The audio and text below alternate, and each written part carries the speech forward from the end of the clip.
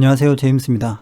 어제 장후 시간외 거래에서 거의 6시가 되어갈 때쯤 박셀바이오를 손절을 했는데요. 오늘은 제가 손절을 한 이유에 대해서 설명을 하는 영상입니다. 제가 손절하는 종목이 거의 없기 때문에 손절에 대한 영상은 자주 보시기 어려울 겁니다. 자주 볼 수 없는 내용인 만큼 잘 들어주시고 본인의 매매 기준을 잡는데 참고하셨으면 좋겠습니다. 제가 사용하는 주식 매매의 원칙 중에는 종목 선정의 원칙, 매매 기법상의 원칙, 그리고 계좌 관리의 원칙이 있습니다. 그 중에서 오늘은요, 계좌 관리의 원칙에 해당하는 부분이라고 보시면 되겠습니다. 제 영상을 꾸준하게 봐오셨던 분들은 제가 웬만해서는 종목을 손절하는 것을 못 보셨을 겁니다. 제가 매수를 한 종목이 종목 선정의 원칙에 맞는 종목이고 계획한 비중대로 매수를 했다면 그 종목이 하락을 해서 마이너스 20%가 되던 마이너스 50%가 되던 또는 그 이상으로 하락을 하더라도 저는 손절을 하지 않습니다. 제가 가진 매매 기법상에는 손절이 없기 때문인데요. 종목을 매수하고 매도하는 기술적인 부분에서의 손절 기준이 없다는 것을 의미합니다. 단 손절을 하지 않더라도 계좌는 꾸준하게 우상향이 되어야 한다는 전제 조건이 있습니다. 손절이 없는 매매 기법에 대해서 조금은 이상하게 생각하시는 분들도 분명히 계실 거라고 생각을 합니다. 제가 사용하는 매매 방법은 단기간 검증된 방법이 아니고 오랜 기간 검증 과정을 거치고요. 그 이후에 실전 매매를 거쳐서 꾸준하게 수익을 쌓아왔던 그런 방법입니다. 기간적으로 보면 대략 6년 이상의 검증 과정과 실전 매매 과정을 거쳤다고 보시면 될 것 같습니다. 매매 기법상의 손절은 없지만 그렇다고 손절의 기준이 아예 없는 것은 아닙니다. 제가 가지고 있는 손절의 원칙을 한번 설명을 드려보도록 하고요. 박셀바이오를 손절한 이유에 대한 설명도 드려보도록 하겠습니다. 손절의 원칙 첫 번째입니다. 종목에서 돌발적인 배임, 횡령 등 상장을 유지할 수 없는 사유가 발생이 된 경우, 이 경우에는 뉴스를 확인하자마자 바로 시장가로 손절을 합니다. 때로는 재무제표상 크게 문제가 없다고 생각하는 종목에서도 가끔씩 이런 경우가 발생이 되는데요. 자칫하면 거래 정지 후에 언제 거래가 재개될지도 모르고요. 최악의 경우에는 상장 폐지가 될 수도 있기 때문에 리스크 관리상 뉴스가 확인이 되는 순간 바로 손절을 합니다. 그리고 두 번째로는요. 종목을 매수한 이후에 회사의 갑작스러운 사고나 어떠한 이유에서 제가 투자한 회사에 아주 큰 손실이 발생이 되는 경우, 이 경우에는 그 손실의 정도와 그 사건의 정도에 따라서 손절을 할지 말지 판단을 한 후에 손절이 필요하다고 생각이 되면 그때 손절을 합니다. 이 두 번째 원칙도 첫 번째와 마찬가지로 매수한 이후에 예상치 못한 일이 발생이 되었을 경우 손절 기준입니다. 그리고 세 번째 경우는요. 종목 선정과 비중을 지켜가면서 매매를 진행을 했지만 갑작스러운 지수의 급락으로 인해서 계좌의 금액이 예상한 범위보다 크게 손실이 발생할 경우입니다. 이때에는 무조건적인 손절이 아니고요. 지수의 위치와 하락하는 이유, 그리고 단기간에 얼마만큼 하락했는지 먼저 판단을 합니다. 그리고 손실에 대한 리스크가 너무 크다고 생각이 되면 계좌의 전체적인 비중을 많이 덜어내거나 상황에 따라서는 전 종목을 정리를 해서 일단 위험한 상황에서 빠져나오게 됩니다. 전 종목을 정리한다는 것은 쉽게 결정할 일이 아니기 때문에 몇십 년치의 지수 차트와 15년 이상의 매매 경험들을 가지고 종합적으로 판단을 해서 결정을 하게 됩니다.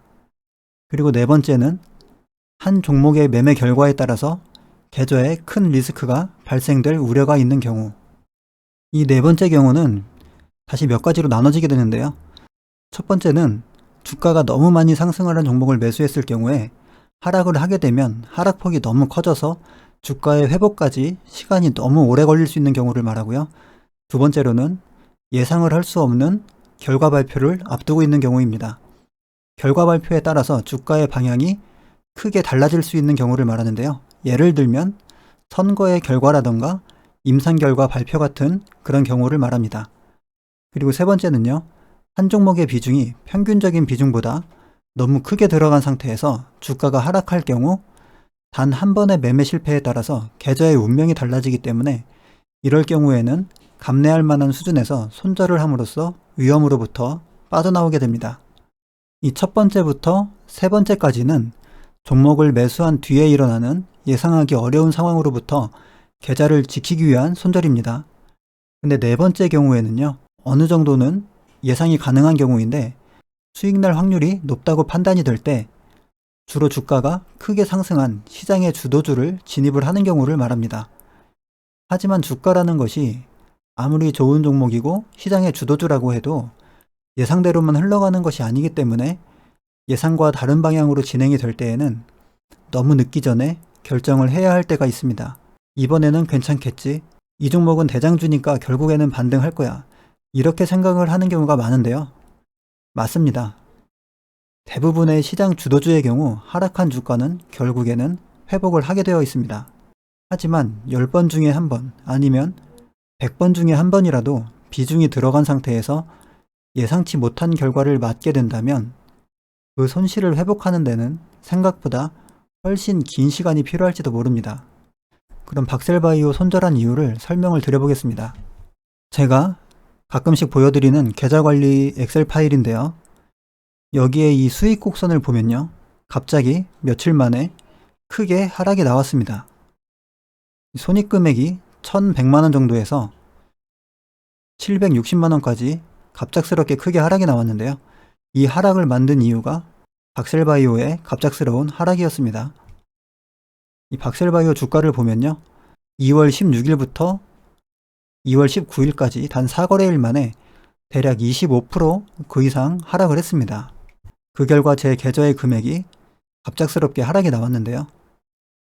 이 박셀바이오라는 종목 하나만을 놓고 생각을 한다면 지금 현재의 위치에서 이 주가가 반등할 확률이 하락할 확률보다는 월등히 높다고 생각을 합니다.